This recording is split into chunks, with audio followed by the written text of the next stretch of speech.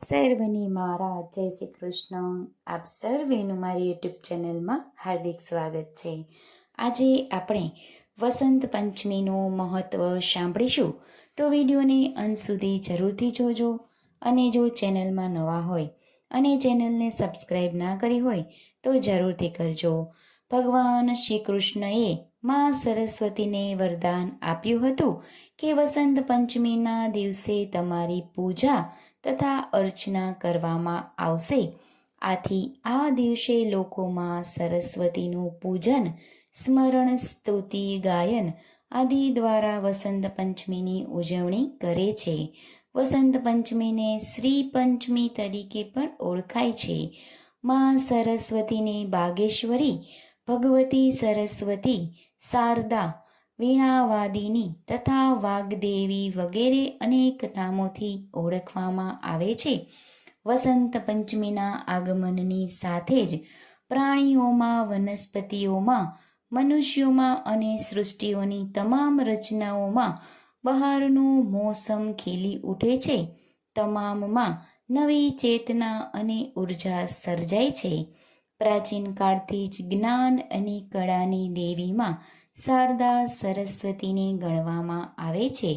જે લોકો વિદ્યા અને સંસ્કૃત તથા સંગીતને પ્રેમ કરે છે તેઓ આ ઉમંગભર્યો તહેવાર ગણાય છે.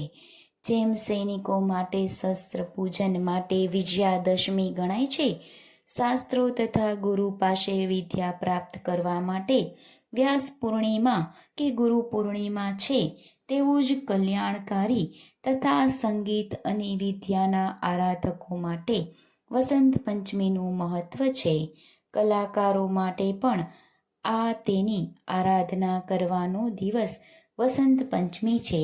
ભગવાન શ્રી કૃષ્ણએ માં સરસ્વતીને વરદાન આપ્યું હતું કે વસંત પંચમીના દિવસે તમારી પૂજા તથા અર્ચના કરવામાં આવશે. આથી જ આ દિવસે લોકોમાં સરસ્વતીનું પૂજન, સ્મરણ, સ્તુતિ, ગાયન આદિ દ્વારા વસંત પંચમીની ઉજવણી કરે છે. વસંત પંચમીને શ્રી પંચમી પણ કહે છે. માં સરસ્વતીને બાગેશ્વરી, ભગવતી સરસ્વતી, શારદા, વીણાવાદિની તથા વાગ્દેવી વગેરે અનેક નામોથી ઓળખવામાં આવે છે.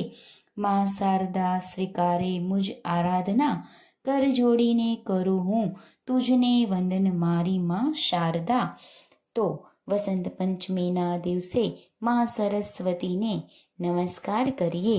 શ્રી કૃષ્ણએ પણ શ્રી ભગવદ્ ગીતાના 10મા સ્કંદમાં ભગવાન શ્રી કૃષ્ણ દ્વારા અર્જુનને પોતાની વિભૂતિનું વર્ણન કહે છે કે જે અધ્યાયનું નામ વિભૂતિ યોગ આપવામાં આવ્યું છે તે ભગવાન કહે છે કે મારી ઉત્પત્તિ એટલે કે અવતાર ધારણ કરવાની અલૌકિક લીલા નથી દેવતા જાણતા કે નથી મહર્ષિઓ જાણતા, કારણ કે તે સર્વનું આદિકારણ હું જ છું. જગતમાં જે વિભૂતિયુક્ત એટલે કે ઐશ્વર્યયુક્ત, શોભાયુક્ત અને શક્તિયુક્ત પદાર્થ છે તેનું મારા તેજના અંશથી અભિવ્યક્ત થયેલ સમજ.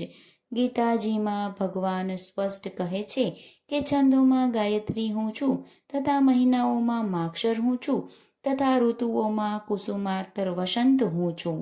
આમ વસંત પંચમી ના દિવસે માં સરસ્વતીની પૂજા અર્ચન કરી વસંત પંચમીનો દિવસ ઉજવીએ. તો બોલો માં સરસ્વતીની જય.